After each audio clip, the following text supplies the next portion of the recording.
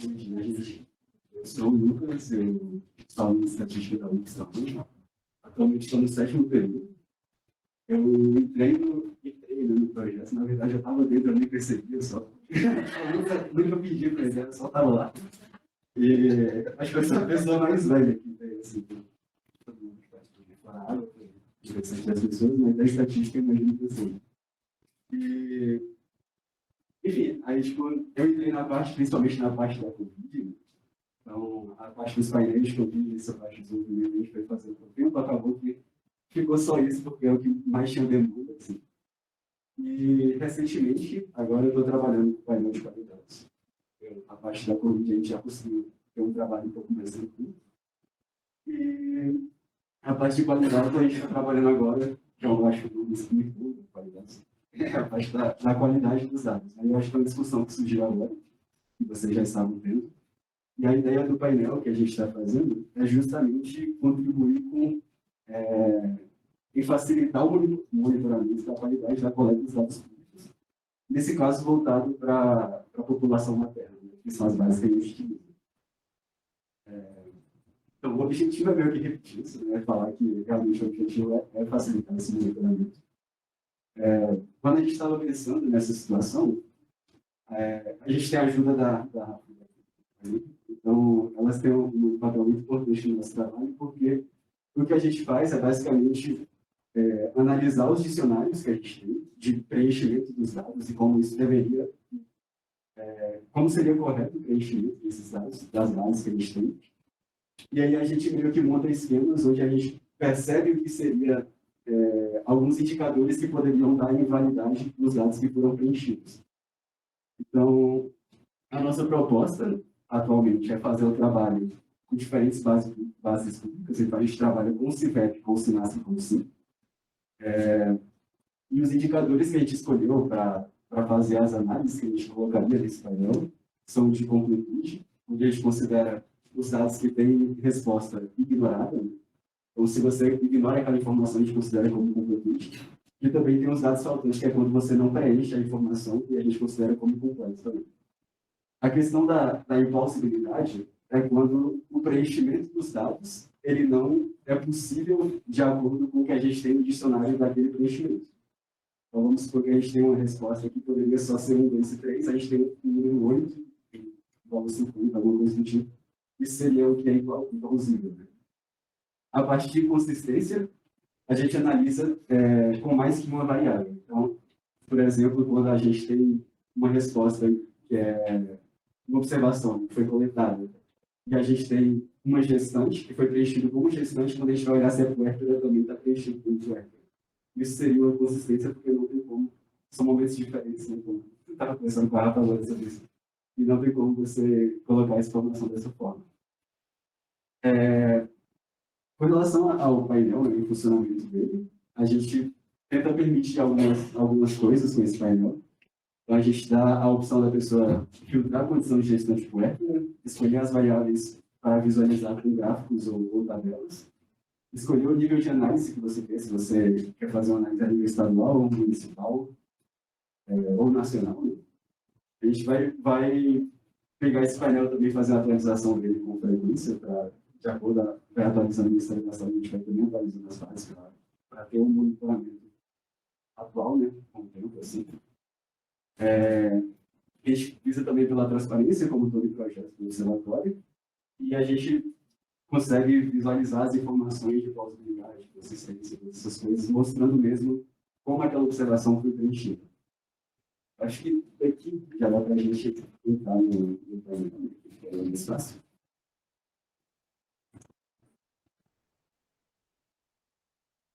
Aqui vou mostrar para vocês mais ou menos como a gente está construindo. Essa, na verdade, ela é uma versão que está em andamento ainda, né? Então, a gente tem algumas mudanças do que realmente está no site, por exemplo, essa parte não foi publicada. E aqui a gente trabalha com o painel fica da seguinte maneira. Né? Aqui no menu lateral, a gente tem as bases que você pode escolher. Você pode analisar se deve clique, se nasce assim. E quando você clica nessa base aqui, ele vai aparecer para você os indicadores que a gente está trabalhando. Então, a gente tem incompletude, implausibilidade e a parte de inconsistência. E aqui dá para a gente olhar pelos filtros, por exemplo. Você pode escolher, por exemplo, o diagnóstico de Drag, filtrar a condição, o conjunto de variáveis, se os casos são finalizados ou não. Nesse caso aqui aparece para você, né, que são os casos que se tem informação sobre a evolução. Então, se realmente foi finalizada ali a evolução estrutural, por exemplo, a gente considera como finalizado. Aí você pode fazer a exibição dos dados se eles forem só ignorados ou incompletos, ou não preenchidos, né, os dois. A gente tem a opção de dados por localidade e se você quer fazer comparação com o estado, município ou coisa do tipo. Então, essa parte aqui do gráfico de completude, por exemplo, a gente colocou todos em percentuais, né? A gente está trabalhando com o período a partir de março de 2020, que foi quando começou a parte da Covid mesmo. E aqui a gente tem a evolução no tempo da incompletude dos dados. Né? Então, a gente vê aqui, por exemplo, que para a parte de evolução a gente tem uma crescente da parte da incompletude dos dados. E isso provavelmente se dá muito porque a evolução, no final, você não consegue preencher realmente, não finaliza, nesse caso. Então, eles acabam ficando sem preenchimento. Para outras questões também, você tem hospitalização, veterinária, etc. E aqui a gente considera essas variáveis de desfecho. Né? E se você, por exemplo, colocar para comorbidade, ele vai atualizar e aqui você consegue ver, por exemplo, asma, cardiopatia, diabetes. E aqui entra uma questão que ela acontece bastante porque, geralmente, a gente tem diversas formas de criar a ficha de coleta dos dados. Né? Então, o que acontece com muita frequência, principalmente para a comorbidade, é que as pessoas não têm orientação certa se ela vai marcar um X, se ela vai preencher certinho o que vai acontecer. Se a pessoa não tem, ela pode deixar em branco. Então, a pessoa que vai preencher, ela não sabe se a pessoa não tem a comorbidade ou se aquilo realmente não foi preenchido por descuido. Então, são coisas que podem acontecer e a gente vai mostrando, eu imagino que muito por conta dessa situação, a gente tem uma incompletude com percentual tão alto para comorbidades, por exemplo. E aqui você pode trocando, na parte das tabelas acontece a mesma coisa, você consegue ver os dados em branco, os ignorados e os dados válidos, né, que são os corretos. Aqui você pode ver também a distribuição deles, por exemplo, a cardiopatia, e essas tabelas também, elas vão atualizando de acordo com o conjunto de variáveis que você tem interesse. Passando para a parte de implausibilidade, aqui a gente também tem a parte de algumas variáveis, né, então aqui elas estão da mesma maneira que elas aparecem na base de dados. Aqui você pode ir selecionando quais são as variáveis que você tem interesse e elas não aparecem. Para a parte de plausibilidade, a gente já tem os gráficos, eles já aparecem com percentuais bem mais baixos. Né? Mas, para mim, a parte mais interessante que a gente vê em plausibilidade são a parte das tabelas. Né? Foi algo que a gente construiu colocando quais são os motivos daquela variável ser considerada implausível. Né? Então, você pode olhar aqui, por exemplo, o motivo a gente considerar a idade das coletas ser menor do que 10 ou maior do que 55. Quando você seleciona esse caso, a gente vai fazer, tem outros agrupamentos por unidade federal, né? E aqui você pode fazer a seleção São Paulo, por exemplo. Né? E a seleção das variáveis que você fez aqui, elas vão aparecer na tabela, então você pode verificar o que foi que aconteceu. Então aqui a gente tem, só para explicar, né, o motivo, a unidade federal, o município, o sexo, a idade e a data de internação. Aqui a gente tem, por exemplo, a Barueri, né, o sexo feminino, e dentro do que a gente está olhando só para a parte de idade improvável, né, que seria essa classificação, no caso. E aqui a gente pode ver que todas as idades estão preenchidas com 58, 56 anos, 59, 60. E aqui, por exemplo, se você quiser analisar de casos mais extremos, a gente tem, por exemplo, tá maior do que 90 anos e menor do que 0. Então, aqui você pode analisar de novo e verificar quais são esses casos que a gente está tendo essas idades mais extremas. Assim. Uma coisa interessante também é que você pode colocar, por exemplo, a data da coleta aqui, ela vai aparecer na base, e você pode simplesmente clicar nela aqui, verificar qual foi a data da coleta e já conseguir encontrar para fazer a correção de maneira mais tranquila. Aqui a parte de puerto, então, a gente tem outra parte. Quando eu cliquei na data de internação, aqui já aparece o que a gente considera como impossível ou improvável. Então, aqui a gente tem puertas internadas antes de 2019 ou posterior ao processamento. Então, aqui, por exemplo, a gente tem uma observação que ela foi preenchida no ano de 2202. Então, isso é impossível de acontecer. Então, a ideia é realmente tentar facilitar a visualização desses casos e fazer com que as pessoas consigam ter um monitoramento mais fácil do que realmente está sendo consistente nas bases de dados. Né? Então, acho que o trabalho é basicamente esse, a parte de consistência ainda está sendo desenvolvida. Acho que a parte mais difícil do trabalho que a gente está tendo agora é com relação às bases de dados mesmo, as estruturas que a gente precisa tem que ser muito boas e as bases, por exemplo, o Sinasc é muito pesado, a gente tem muita observação. E mesmo que o nível de incompletude seja baixo, inconsistência, se a gente pega um percentual de uma coisa que é muito grande, vai dar, ainda assim fica muito pesada. Então, a gente está verificando melhor como a gente vai fazer o tratamento disso para deixar sempre dessa forma muito simples, assim, da pessoa enxergar o que está acontecendo. E aqui, acho que é basicamente esse trabalho que a gente desenvolveu e está desenvolvendo. E acho que é isso. E aí você consegue ver no município. Se você quiser, eu quero ver a minha cidade. Eu sou lá o secretário de saúde, o gestor. Quero saber na minha cidade todas as incompletudes, inconsistências. Aqui a gente pode digitar o município que você quer, por exemplo. Se você quer colocar aqui e quer saber se existe seu município, você fala o município aí. Vou falar de que eu sou de Lavras, Minas Gerais. Lavras.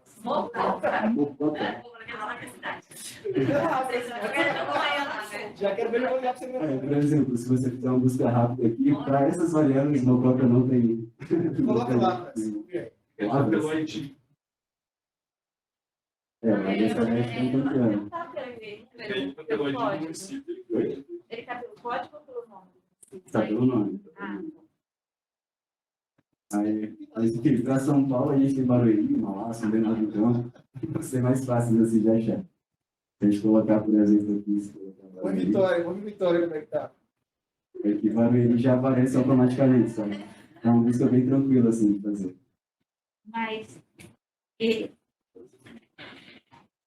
já deveria existir um sistema automático de sinalização imediatamente após a inserção dos dados, ou de tempos em tempos para cada município, e fosse sinalizando e remetesse um comunicado. Existem falhas e deixar em vermelho. Isso é inaceitável, porque não tem esse tipo de sinalização. Não alguém tem que ir lá e ficar checando. Sim. Tudo hoje em dia tem que ser automático. E quem está trabalhando, às vezes, nem percebeu, mas que tem alguém superior do Ministério da Saúde para checar isso. Olha, município tal tem tantos dados alterados, e isso é só automatização. Eu não sei o que estão esperando, né? Porque é coisa fácil, né? Eu espero no observatório. Isso é um trabalho que ele vai existir, principalmente para a gente não ter uma coleta padronizada. Então, a gente ainda faz coleta com papel, preenchimento é feito com papel. Né? Então, isso abre margem para ter muito erro. Assim. Mas se for em curto intervalo de tempo, ainda você consegue corrigir os erros. Então, isso deveria ser notificado uma vez por mês, no máximo. Eu vou tem alguma coisa assim, tipo, que a gente tinha pensado já algumas formas de solução, é só jogando assim. Quando eu estava trabalhando na empresa de Júlia, a gente fez um processo de coleta de dados e a gente trabalhava com tablets. Então, a gente montava o questionário e já conseguia preencher mesmo que offline. A gente consegue guardar isso, essas informações, e quando você sincronizar com a internet, aí ele sobe essas informações. Seria interessante que a gente tivesse, tipo, isso sendo possível, a gente conseguiria montar um sistema de preenchimento. É que isso teria que partir do governo federal, teria que ser a nível federal. Porque a ideia é a gente ter uma padronização para o país inteiro. Não? Mas eu acho que tirar completamente a parte do papel é impossível, porque na maioria dos municípios a energia cai toda hora. É diferente da situação de São Paulo. Então, eu acho que não vai dar para tirar. Isso vai levar muitos anos. Cai muita energia por aí. Nos outros lugares, no interior, não. E se a gente quiser unificar, vai ter que ter os dois meios. Então, assim, o papel ainda vai ficar por muitos anos no nosso país. Então, por exemplo, do CIPEP, qual é a frequência de atualização do CIPEP? Semanal. Mas, por exemplo, sim, a gente está recebendo agora dados de 2020. Então, na hora que a gente identificar isso, pensando nessa, já foi, né? Então, isso, na verdade... É uma alerta para frente. Sim. Acho que mudar... Olha só, o que eu acho que a gente pode fazer? Estado de São Paulo, olha só quantos dados inconsistentes vocês têm. Estado de, sei lá, Sergipe. Por quê? Porque você divulgando isso e falando, fazendo um ranking dos estados, eles odeiam seus piores. Então, o que você faz? Você pressiona para que, de alguma forma, eles prestem mais atenção. Poxa, eu não quero ser o pior na próxima avaliação desse galera chata do observatório, entendeu? Então, aí você, de alguma forma, vai mostrando isso. Infelizmente, a gente não consegue acertar o que já passou, mas a gente, de alguma forma, cria um mecanismo para evitar no futuro, né? Acho que esse é o papel. Eu queria também publicamente agradecer e parabenizar o Lucas, né? Cris, ele é muito combativo, a gente faz todas as reuniões, ele vai atrás, não tem a solução. Tentei isso, não deu certo, mas aí eu fiz assim, e aí deu certo. Muito participativo, muito interessado. Então, parabéns, Lucas. E trazer a luz também para uma questão do painel de qualidades, quando a gente foi entrar nessa história aí, meu Deus, mas não é nossa praia, a gente não consegue nem ver isso. Mas a riqueza disso, porque a gente consegue ver tanto coisas menores como uma gestante de 103 anos, não menos importantes, mas uma questão de qualidade, de descuido no preenchimento, como até a questão da gente rever conceitualmente como a orientação desse preenchimento. O que eu quero dizer com isso? A gente se baseia muito por exemplo, no desfecho. Óbito, cura, se teve acesso ao UTI, se teve intubação ou não, mas a gente também tem que ter em mente que a notificação é preenchida pelo médico, em geral, na entrada do paciente no serviço de saúde. Muitas vezes, naquele momento, ela ainda não está entubada, ela ainda não morreu, ela ainda não teve algum exame laboratorial confirmatório, né? E essa ficha ela é finalizada no momento depois, que nem é muito certo para a gente em que momento ela é finalizada e quem faz a revisão desses dados. Ela deveria, no momento que o paciente sai do hospital, não sei quem é que faz essa finalização, porque não é o médico na hora que preenche a notificação. E provavelmente não tem o cuidado de rever. Tá bom, não tinha na entrada o exame, mas será que na saída tinha? Não foi entubado no momento que foi preenchido, mas será que na hora da alta foi? Até para a gente confiar nesses dados que a gente apresenta e analisa tanto. Então, trouxe uma oportunidade da gente criticar construtivamente desde o campo pequeno ali, o que não está batendo com o quê, até conceitualmente como é que a gente tem acesso a essa informação. Né? E acho que só para ilustrar isso que a Rafa falou, quando começou a pandemia, que a gente virou aqui no HCI Covidário, o pessoal daqui criou uma ficha de síndrome respiratória aguda grave, e eles deixaram como preenchimento obrigatório disso para que a gente conseguisse fazer todo o restante da papelada de internação.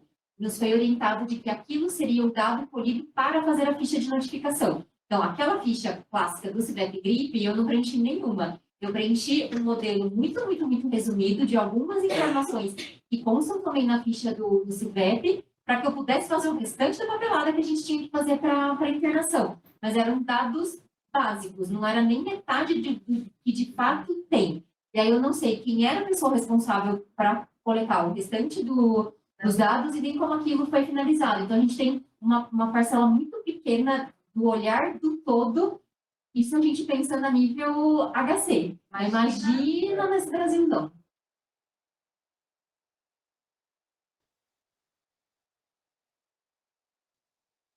Sobre dados faltantes, tem uma discussão chegou na informática por meio da arquivologia, discussão da arquivologia, sobre cadeia de confiança da informação, né? Criação da informação, no momento que ela ocorre no registro dela, a validação, depois a disseminação. Na informática, a gente não levava muito isso em consideração, tempos atrás, até porque era meio freestyle, né? De capturar os sistemas de persistência de dados, guardar uma quantidade, gerar um relatório e problema. Não tinha expectativa depois de aprender com o dado persistido lá. Ficava meramente para questões históricas. Quando começou a se usar mais sistemas jurídicos, né, de fazer o processo digitalizado, e aí, por todo o rigor que aquela lei, né, existe que tem, passou a observar isso mais a informática com arquivistas próximos, né, dizendo como deveria ser feita a validação de uma cadeia para outra, quando o dado passa, qual uma chave complementar, etc., e formas de validação disso.